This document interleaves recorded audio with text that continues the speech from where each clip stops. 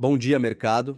Aqui é Thomas Franco e este é o Morning Call by Futuro Invest de hoje.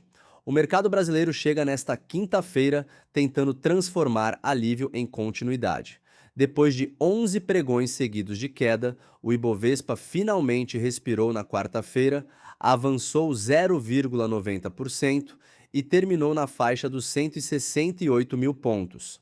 Mas o detalhe importante é que a recuperação foi maior durante o dia, com o índice chegando a rondar os 170 mil pontos antes de devolver parte do movimento na tarde.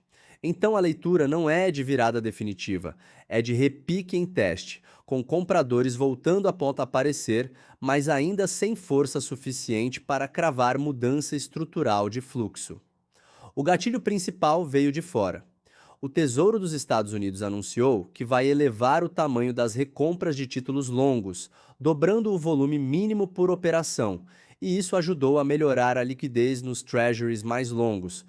Na prática, o mercado leu esse movimento como alívio para uma parte da curva que vinha estressada, e quando os yields cedem, o dólar perde força e os ativos de risco ganham espaço.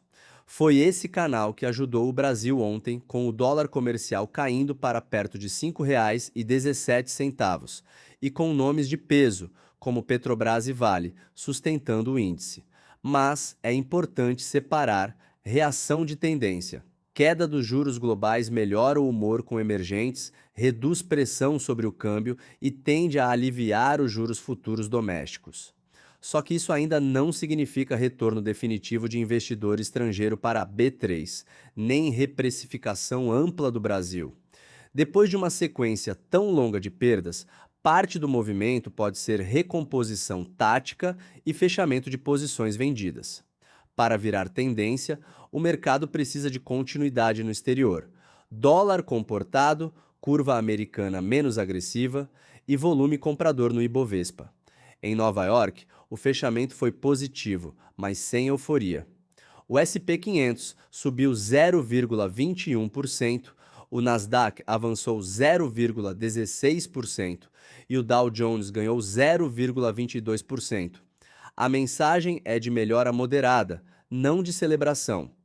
Ao mesmo tempo, a ata da reunião de julho do Federal Reserve manteve a inflação no centro das preocupações e isso impede uma leitura excessivamente dovish.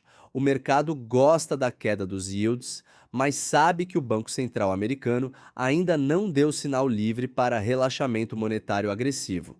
A madrugada reforça o viés positivo.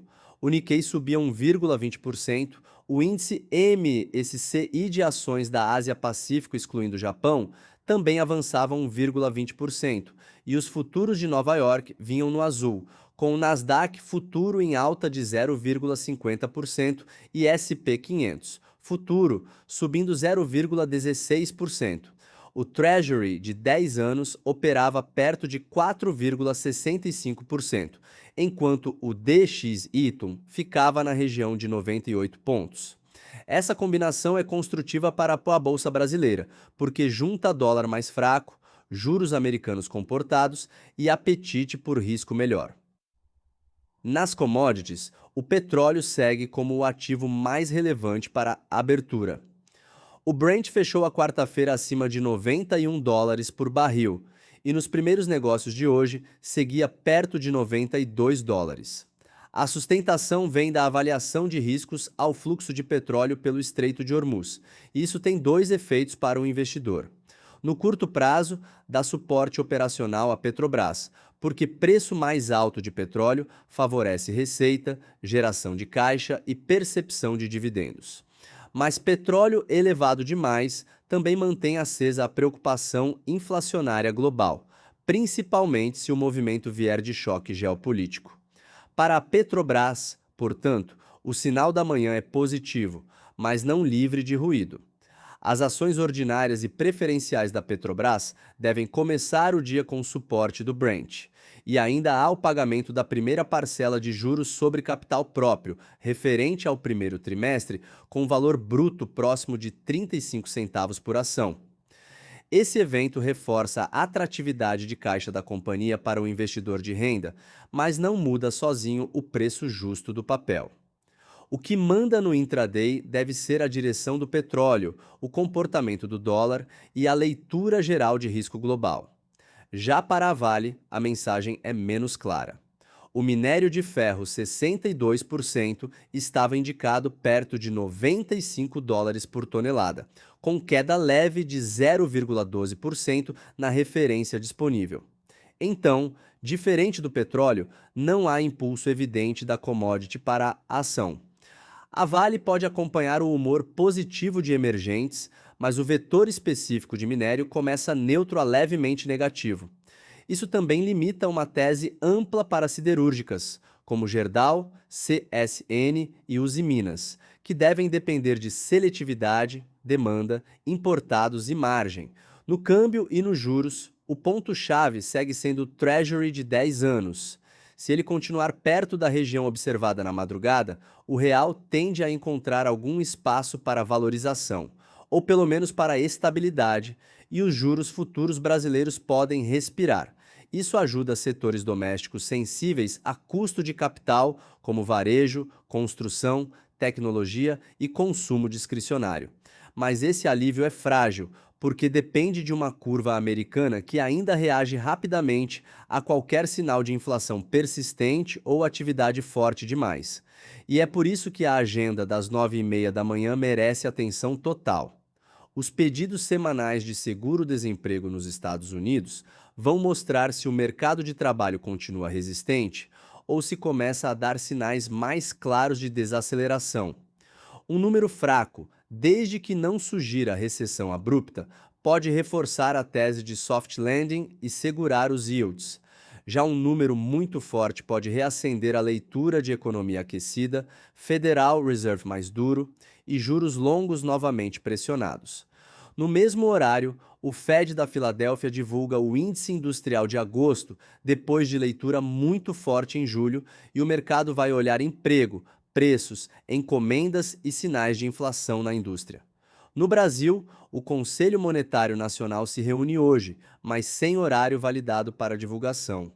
O evento fica no radar porque qualquer sinal ligado a metas, crédito, regulação ou parâmetros financeiros pode mexer com expectativas, ainda que o impacto mais imediato venha dos Estados Unidos. No corporativo internacional, a Walmart divulga resultado antes da abertura de Nova York, funcionando como termômetro do consumidor americano. Se vier fraca, o mercado discute desaceleração do consumo.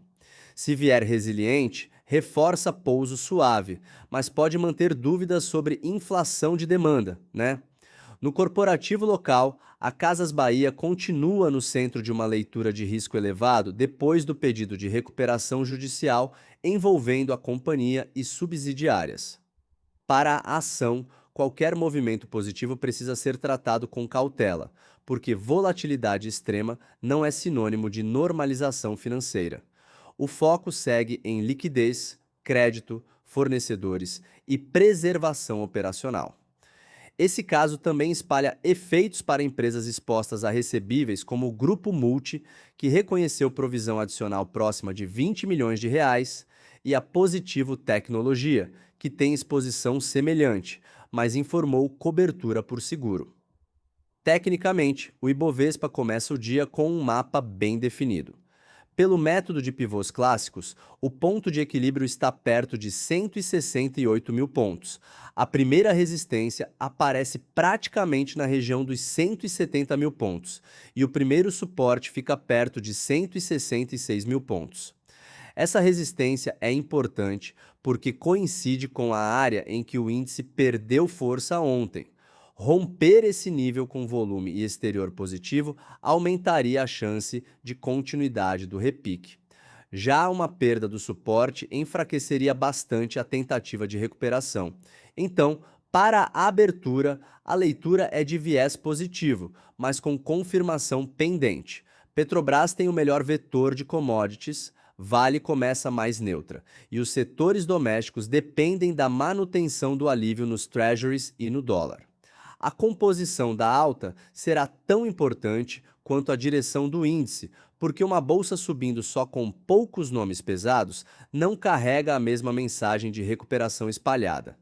O investidor deve observar três termômetros: a região dos 170 mil pontos no Ibovespa, o Treasury de 10 anos e a capacidade do dólar de permanecer abaixo do estresse recente. Em resumo, o mercado abre esta quinta-feira com chance real de prolongar o repique, mas ainda sem cheque em branco para otimismo. A melhor externa ajuda, o petróleo sustenta a Petrobras e a queda do dólar reduz pressão sobre ativos brasileiros. Mas a ata do Federal Reserve, a agenda americana das 9h30, o minério fraco e a devolução de parte da alta de ontem lembram que o movimento ainda precisa provar força. Se os juros americanos continuarem comportados, a recuperação pode ganhar tração. Se os yields voltarem a subir, o repique pode perder fôlego rapidamente.